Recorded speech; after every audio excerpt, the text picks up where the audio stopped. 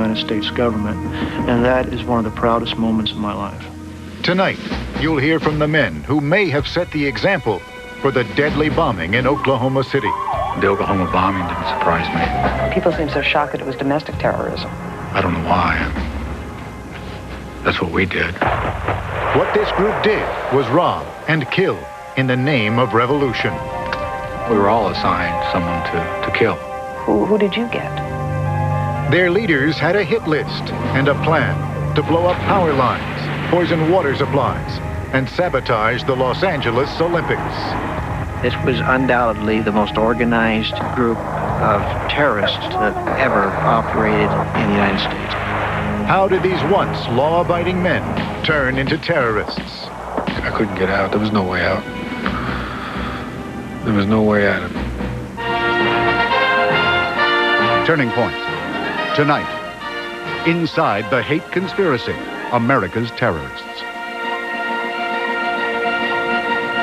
Good evening. I'm Forrest Sawyer.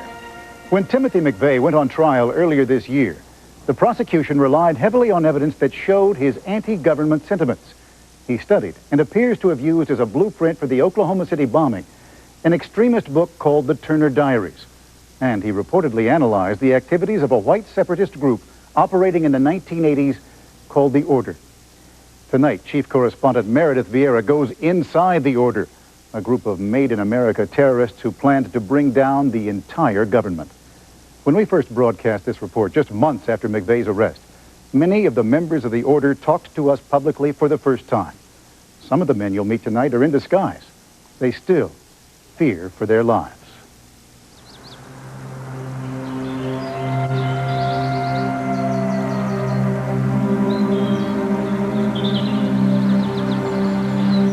The wilderness of the Northwest has long been a haven for loners, pioneers, and mavericks.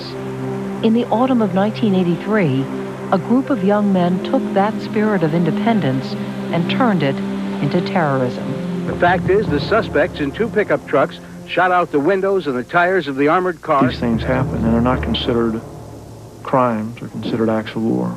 Portland police SWAT teams were beginning a major search for the runaway. I think we all justify it to ourselves in different ways, and we told ourselves it was for a greater good. It involved the murder of a Jewish radio talk show host in Denver. We were all willing to give up our lives. Give up your lives for what? For our race.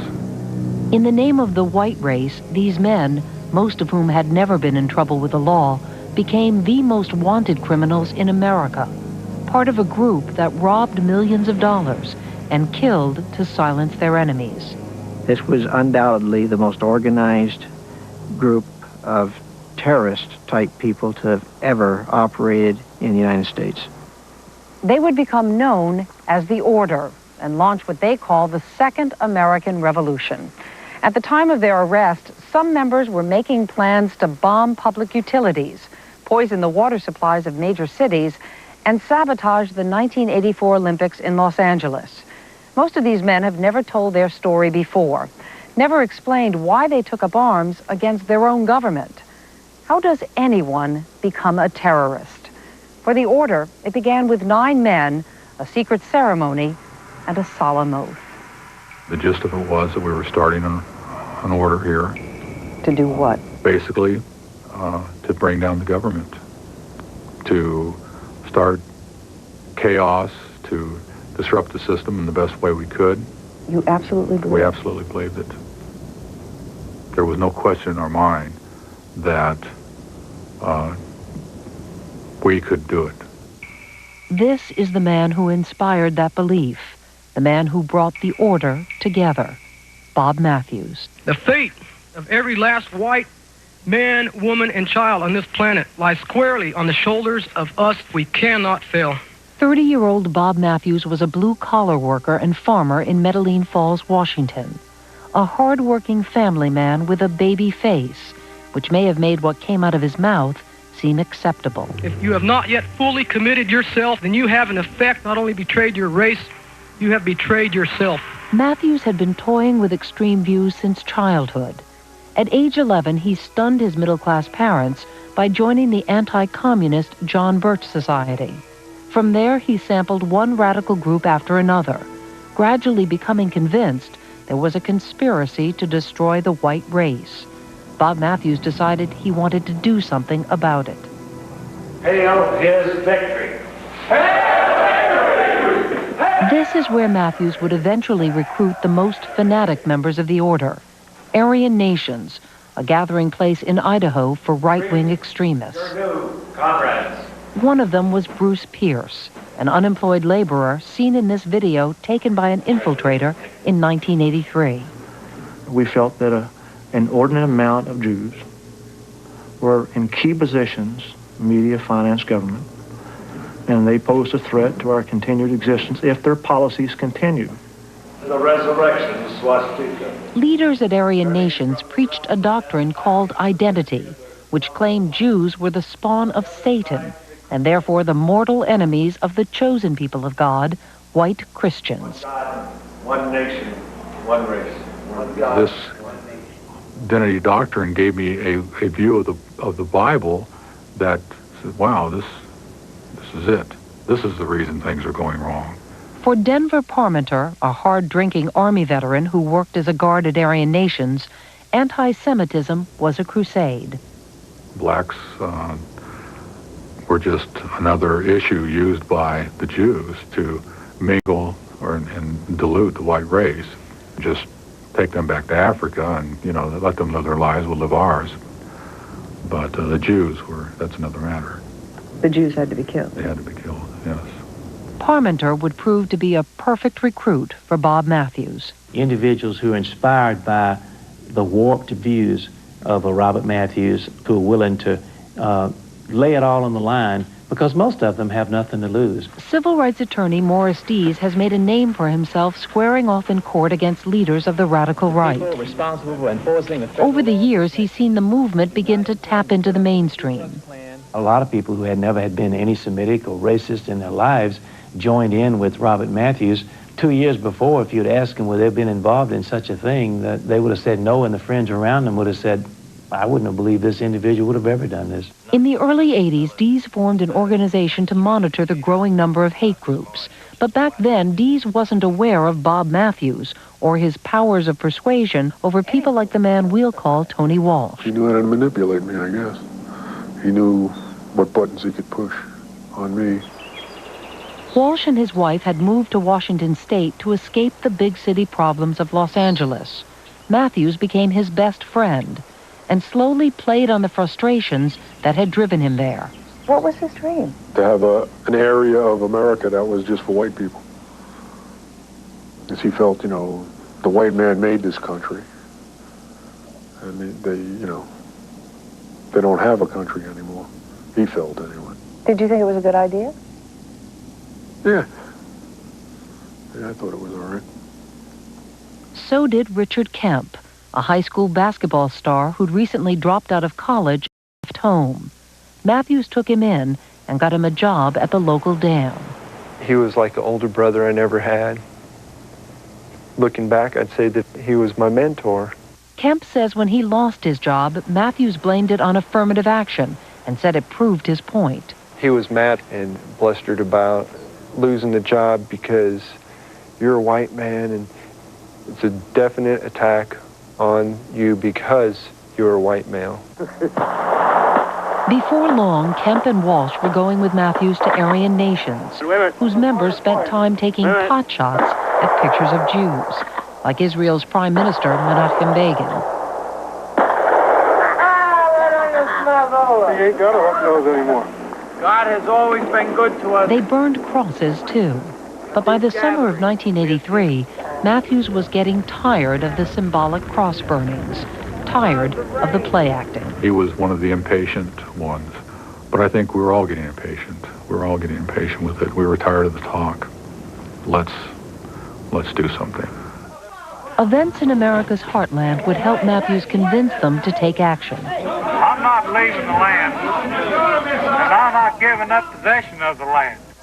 The country was in a recession, and with every foreclosure, farmers saw their way of life disappearing.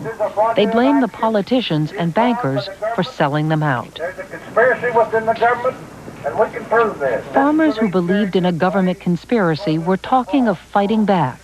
One of them, Gordon Call, traveled the countryside promoting tax revolt and armed resistance. Gordon Call would soon become a martyr for the extreme right wing and a hero to Bob Matthews. You got 2 station wagons coming at you. The confrontation began in North Dakota when U.S. Marshals came to arrest Call for violating his probation on a tax conviction. Officer hit! 2 marshals were killed. Call escaped, only to be hunted down in Arkansas by the FBI 4 months later. He and a sheriff were shot and killed as Call's hideout went up in flames. Call's death would galvanize the extreme right and drive Bob Matthews that much closer to action. We're remembered of the words of Jesus Christ. 3 weeks later, at an Aryan Nations rally in Spokane, Washington, Matthews stepped forward when counter-demonstrators tried to disrupt the speeches. Jews, get the heck out of here! I didn't come all the way down here to hear you! Go over there! Go across the barricade and let us be! Before I even realized what happened, I was right by his side with the other man. I felt like I took a stand for the first time myself. When it was over, it was like, damn, I stood by him. Bob Matthews had emerged as a leader. What do you think it was about Bob that day that impressed him? That he stood up to the enemy. Very few white people do things like that, you know. If Matthews inspired them, much of his inspiration came from an incendiary novel called The Turner Diaries, which describes the violent overthrow of the U.S. government to establish a whites-only homeland. That book became Matthews' Bible. He memorized every word. In September, the author of The Turner Diaries had Matthews speak to his neo-Nazi organization in Virginia. The signs of awakening are sprouting up across the Northwest, and no more so than amongst the two-fisted farmers and ranchers, a class of our people who have been hit especially hard by the filthy, lying Jews and their parasitical usury system. Bob Matthews was ready to launch his revolution. So, kinsman, duty calls. The future is now. So stand up like men and drive the enemy into the sea. Next thing I know, we're having a meeting in the barracks. There's 8 or 9 of us together forming the order. In late September, Matthews brought Denver Parmenter and 7 others to a barracks he'd built on his property and told them what they needed to do to save the white race. I think we probably all agreed that, we've arrived here at a decision. Now let's talk about what our first step will be. Using the Turner Diaries as a blueprint, Matthews outlined his plan to turn the men into a force of elite commandos. They would operate underground, just like the group called the Order in the book. Their first mission was to raise a war chest for the extreme right, if not legally, then through counterfeiting and robbery. And then I said, well, guys, if you gotta rob, let's get rid of the evil. Let's rob these drug dealers or porno bookstores and stuff like that, you know. And what were they going to do with the money once they got the money? Send it out to these organizations like Aryan Nations so they could expand. The men also debated whether or not to begin executing Jews and so-called race traitors, just like in the Turner Diaries. We were all assigned someone to kill. Who did you get? Some major network president, ABC, NBC, CBS, I don't remember. If the group got broken up, that was our target, to go out and get this guy. You, who had never focused a gun on anybody, when they said, and this is the person you're going to kill, that was okay? We were Aryan warriors. This was war. Civil rights attorney Morris Dees was Bob Matthews' #1 target. I'm not Jewish and certainly not anti-Christ, but that's how I was labeled. We thought he was, at least at the time, I never questioned the fact that someone said he was a Jew, he's a Jew. So he was an enemy of ours. When the planning was over, Matthews asked the men to stand, and an infant was placed in the middle of the circle. My baby. Bob asked me to have her there, so... Why would he want her there? That was our race right there. That was our future. That's why we were doing this. With Tony Walsh's 4-week-old daughter looking up at them, Matthews had his new recruits repeat an oath. Swear a sacred oath upon the green graves of our sires. His words of revolution would now become theirs. From this moment on, I have no fear of death, no fear of foe, that I have a sacred duty to do whatever is necessary to deliver our people from the Jew and bring total victory to the Aryan race. I was admitting to them, or pledging myself to them, almost like a marriage vow, that I'm going to ride with them to the end. We hereby invoke the blood covenant and declare that we are in a full state of war. So stand up like men and drive the enemy into the sea. Lay down our weapons until we have driven the enemy into the sea.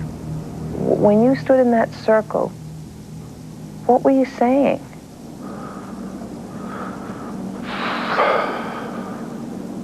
I just kept looking at my daughter, I guess. And justifying this, I guess. Within a few months, Tony Walsh would no longer be able to justify anything. I really didn't want anybody to die. I didn't want it to go this far. I really didn't want it to go that far. It would go much farther than Tony Walsh ever anticipated. When we return, the order launches its revolution, and the killing begins.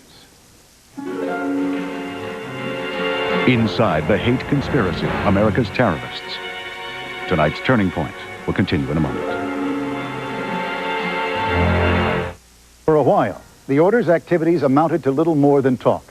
But now, Meredith Vieira reports how a disorganized band of men with little or no criminal experience launched a crime wave. The Order's revolution began on October 28, 1983, in the seedy section of Spokane, Washington, a place they felt represented everything wrong with America. Bob Matthews and 3 recruits held up this porn shop and made off with $369. For Bruce Pierce, it was an important first step. No, we didn't get much money, but it's better to start small and work your way up. If we can't take this first little step, then we might as well unpack our bags and go back home.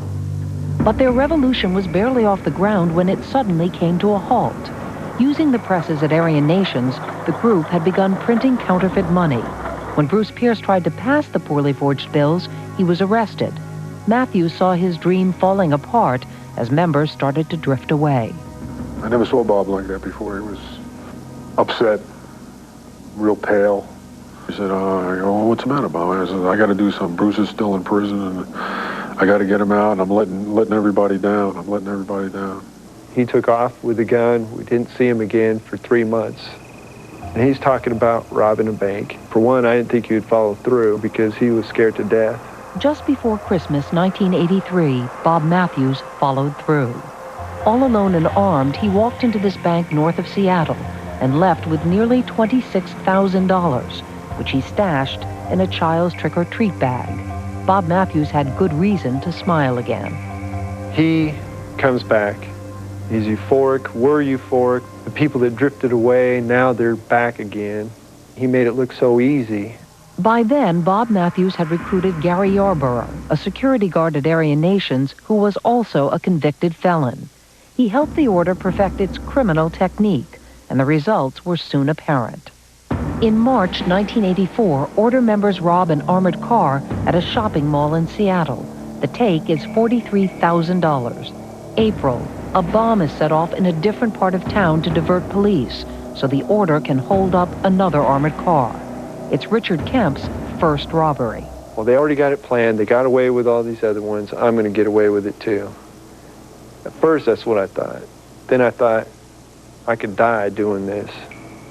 I guess that this is going to prove myself once and for all that I'm down for Bob, and that I'll help him do anything. All I do is just jump out and wave a gun around, and next thing I know, we're gone. Gone with $230,000 cash. There are no suspects and few clues. Bob Matthews begins fulfilling his promise to help bankroll the extreme right. I felt almost like a Robin Hood type thing because I knew most of the money that we stole was being given away.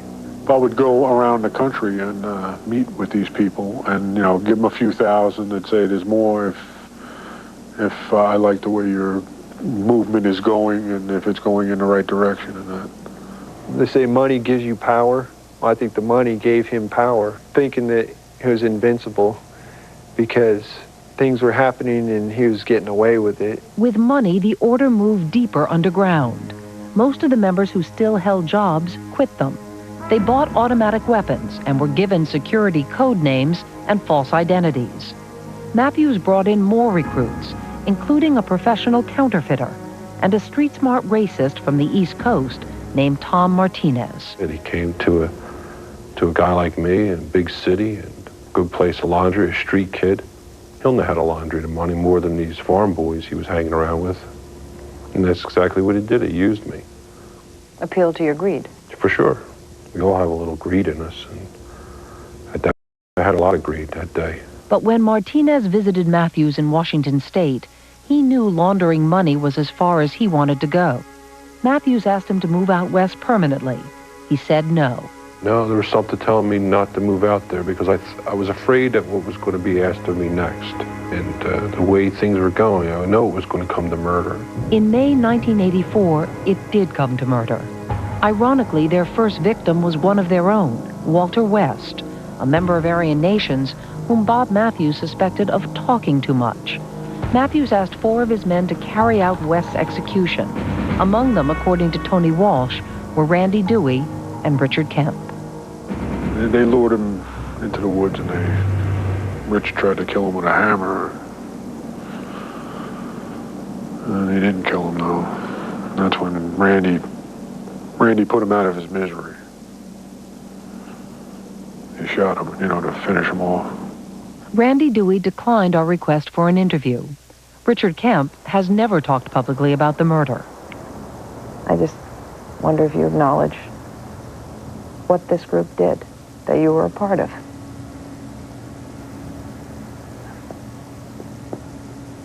That was the first time that this turned into more than just waving a gun and running off with some money. And it wasn't a euphoric moment anymore. Something else was happening the moment Walter West died.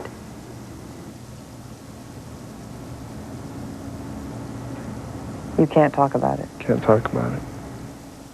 How did you find out that Walter West had been murdered? Rich told me. Kemp? Yeah. Because he told me what happened, And he did it for Bob.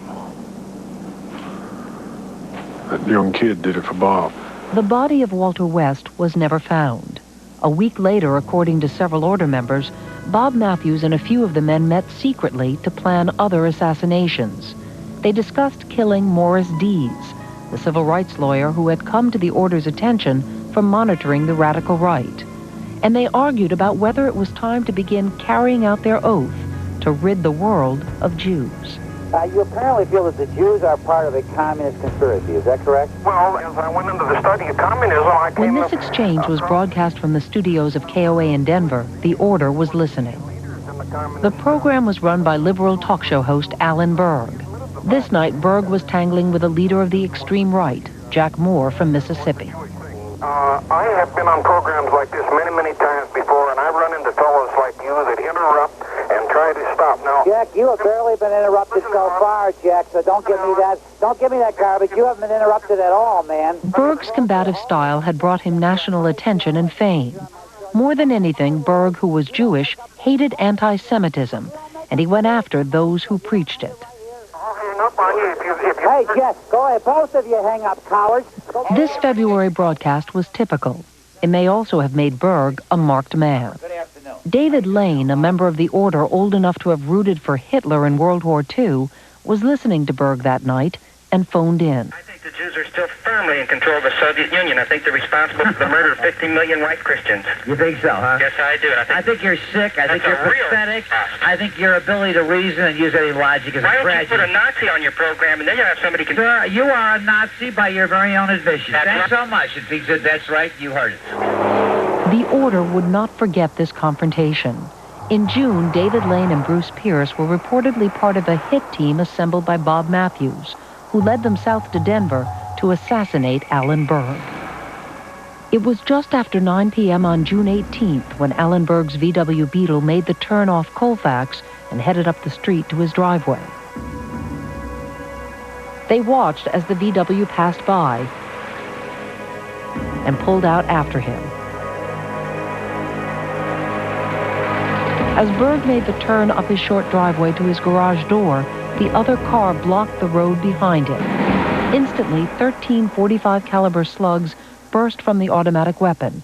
A silencer muffled the blasts, and Berg was probably dead before he hit the ground. I can remember the crime scene, the victim's body here in the driveway, the massive destruction. We didn't have eyewitnesses. The only evidence that we had were shell casings and bullets. It was clear early on, immediately, that this was an assassination, a hit, an ambush. Police in Denver say they have no firm leads yet. The Order's crimes were now making national news, but no one knew who was committing them. I'm going to talk to you this sunny Colorado morning about a friend I once had, and his name was Alan Berg. The next morning in Denver, another KOA radio talk host, Ken Hamblin, eulogized his friend and challenged Berg's killers. And I found myself speaking to them. I found myself saying, you can't kill ideas. You can't kill words. You can only kill the man. Who are you? Who are you people? You reached out with all of that power to kill him? No. You didn't show strength, sir. You didn't show strength. That morning, Matthews and his hit team were already on their way north out of Colorado. Some Order members say Bruce Pierce was the trigger man. Were you there when Alan Berg was killed? I have no comment, I'm sorry. He talked about it? Oh, yeah. Proud of it? Proud of it. He was bragging about how the gun jammed on the 13th bullet and how 13 means something, Back in the Northwest, some Order members were shocked at the news of the murder. Most were not. Was Berg even, in your mind, a person? He was a Jew, and therefore worthy of death, in my mind at that time. End of story. End of story. For Bob Matthews and his recruits in the Northwest, there would be no turning back. That July near Lake Mendocino in Northern California, in broad daylight, Matthews and 11 others lay in wait with automatic weapons. They'd been tipped off by a new member of the Order who worked at Brinks. As an armored car labored slowly up this hill, they surrounded it with pickup trucks and flashed a threatening sign. It was Brinks guard Aaron Davis's first week on the job. I said, well, they're slowing down. I said, we have to go around them. And that's when that sign went up. Get out or die. I said, well, it must be a joke. Until they stood up and stopped firing. The armor-piercing shells passed easily through the bulletproof windshield. You think you're going to die? And, hope it's over. If you die, die quickly. We just formed a line from the door of the truck to the pickup, and we just passed it. Matthews was in the vehicle, and I was in one of the lines. Bags of money. Bags of money. The pickups were abandoned a mile away, and all 12 Order members escaped with $3.6 million. At the time, the largest armored car heist in U.S. history. Never in my career had I seen anything to compare to this. FBI case agent Wayne Mannis would spearhead the nationwide investigation into the Order. They had sophisticated weaponry, plenty of ammunition. Their equipment, I would say, was certainly as good as that being used by the FBI at the time. But now the FBI had a solid lead. Bob Matthews had dropped a traceable gun in the back of the Brinks truck. The hunt was on and would eventually lead investigators to assassination target Morris Dees. I'll never forget this agent who identified himself said that to let me know that there was a serious threat against my life from a white supremacy group. Did he name the group? No, but it doesn't mean that I'm going to, back off from what I'm doing because you got some nut out there that wants to shoot you in the back. It was just a war to them. It was a war to us. We were every bit as committed to the task as they were. Back in the Northwest, Order members argued with Bob Matthews that it was time to lay low. Matthews would have none of it. He wouldn't slow down. He wouldn't slow down one bit. Bob couldn't wait. Bob had to keep going. Go, go, go, go, go. Matthews made plans for a paramilitary camp deep in the woods to train an army of believers. They would take his revolution to the next level. One of the plans was to blow up or carry havoc at the Olympics. If innocent people had to die, then for the cause, then again, that was just a means to justify the end. Bob Matthews knew the authorities were closing in, but he was so busy looking for the enemy behind every tree, he missed the traitor standing right next to him. Inside the hate conspiracy, America's terrorists. Tonight's Turning Point will continue in a moment. Tonight's Turning Point continues. Once again, Forrest Sawyer. Now the incredible story of how the FBI was able to track down and infiltrate this band of homegrown terrorists. It began with the arrest of Tom Martinez, the man who had helped the order launder counterfeit money.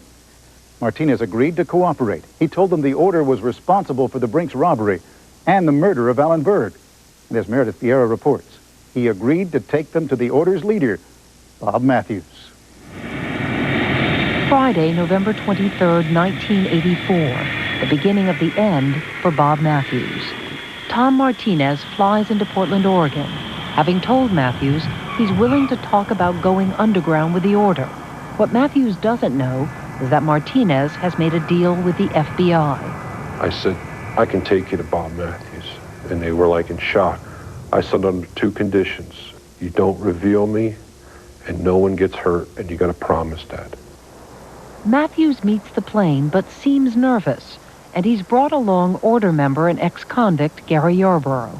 We took off, going about 80 miles an hour in the streets of Portland. And as I glanced behind me, the fellow behind me, Yarborough, has a machine gun in his hands. Matthews suspects he's being followed and turns down a dead-end street. Martinez panics, afraid of what will happen if agents tailing them show up. And when we pulled into this wooded area, my heart just started throbbing, thinking, what are these guys planning on doing? They going to kill me? Do they know I'm working for the feds? Luckily for Martinez, the FBI has lost his trail.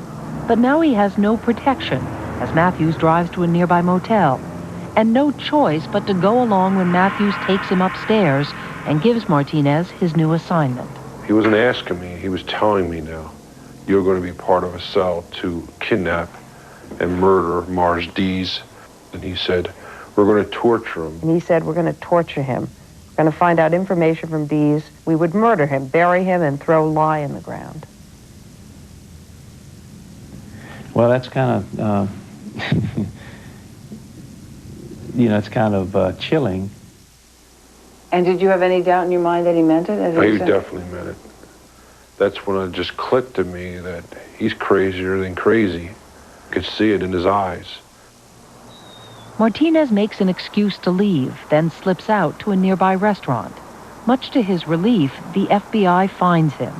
He tells them about the plot to murder Morris Dees, and then returns to his room, number 14. At dawn, Tom Martinez gets a call. It's the FBI.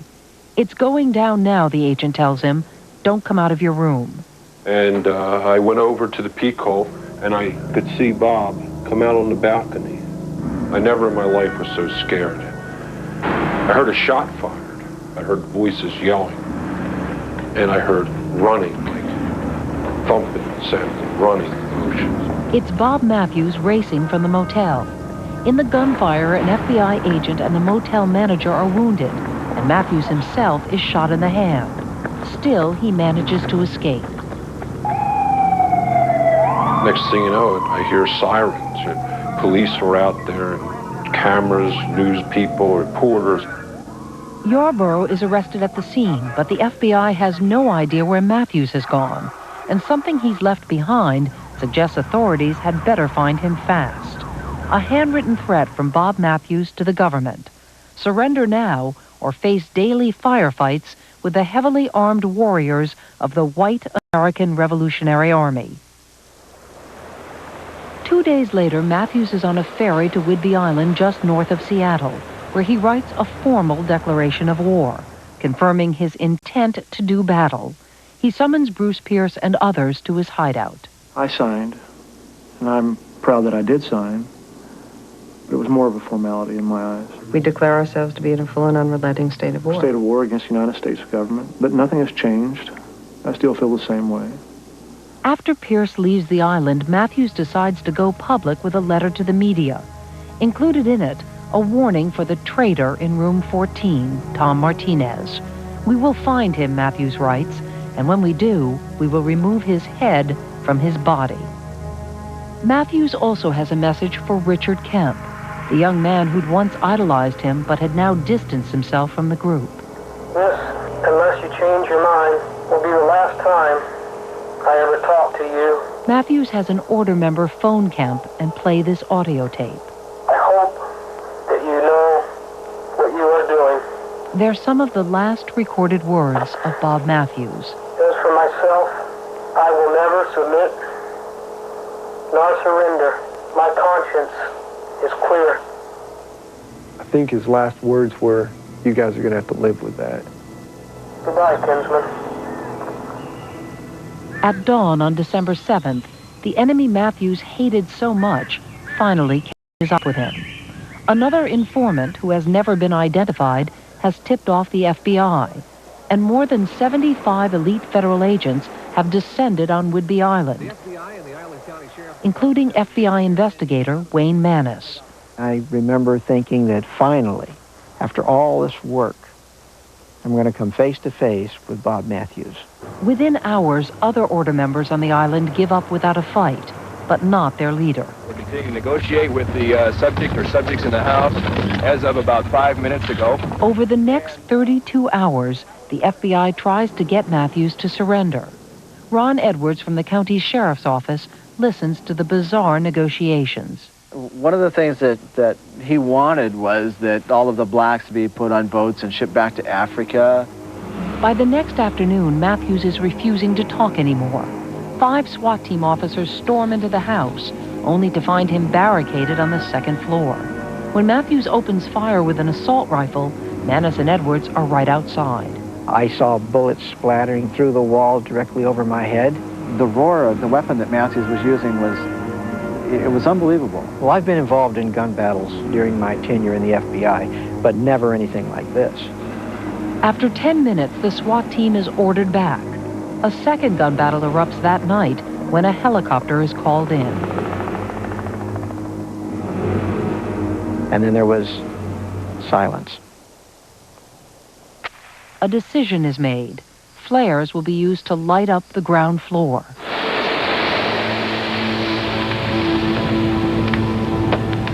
A fire begins, then spreads.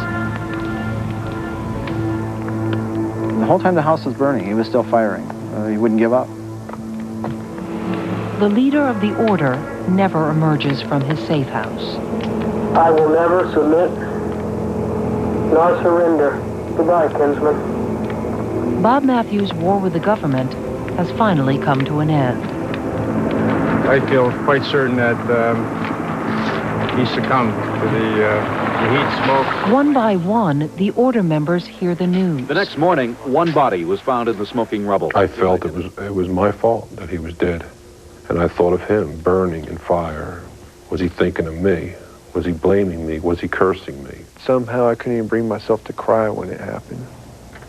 Because I knew that Bob was the catalyst for everything that was happening, and that maybe it could be over once and for all now.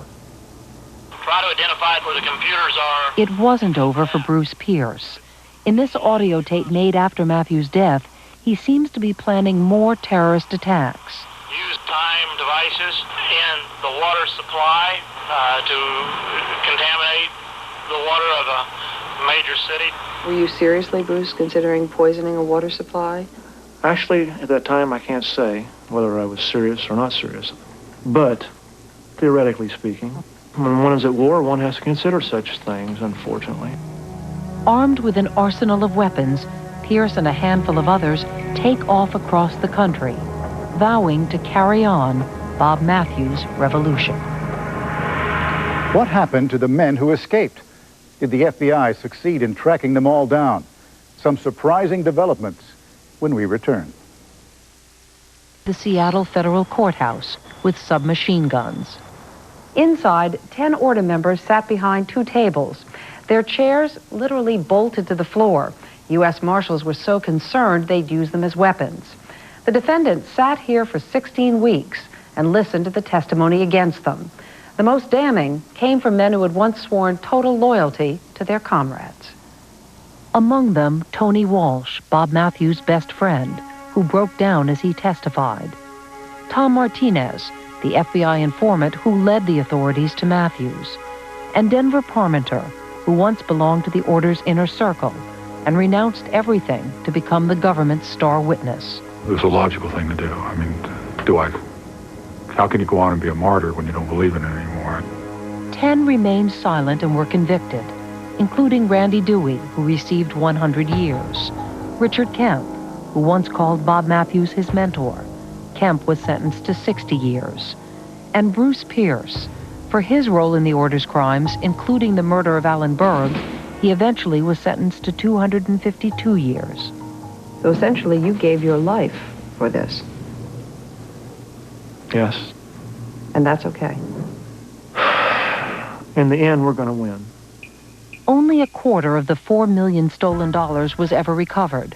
The rest was reportedly distributed among the radical right. You have it in you to be strong, to be brave, to stand up for your folk and your people and to act like a white person. Do you? Yes! The same faces and voices of hate that once inspired Bob Matthews are still out there, inspiring a growing extremist fringe. They did destroy the Order, but they didn't destroy the movement. It still exists. The proof for Denver Parmenter came just 5 months ago. The Oklahoma bombing didn't surprise me. You know, people seem so shocked that it was domestic terrorism.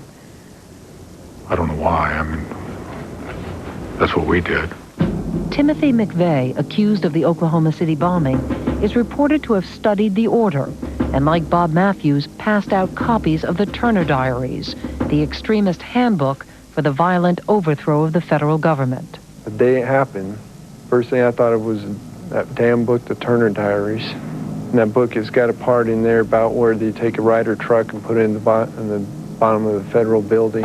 The bomb in Oklahoma City was a mixture of fuel oil and fertilizer and was detonated shortly after 9 a.m., just like in the Turner Diaries. And even though the book reads like some sick science fiction, there's people that take it seriously. This is going to happen again. It doesn't take 20 people to plant a bomb. One person it takes, and you're going to see another order. You mark my words. And although we may have temporarily lost a battle, we haven't lost the war. Time is on our side. To the extreme right, Bob Matthews is a martyr, but he has left another legacy. His son Clinton is now 14 and already active in the movement for which his father lived and died. In the 2 years since we first broadcast this story, a family member tells us Clinton Matthews has left the movement his father died for. As for the men you met tonight who testified against their former comrades, they have renounced their racist beliefs. Most served short prison terms and went on to establish new identities. We'll be back with a preview of our next turning point in a moment.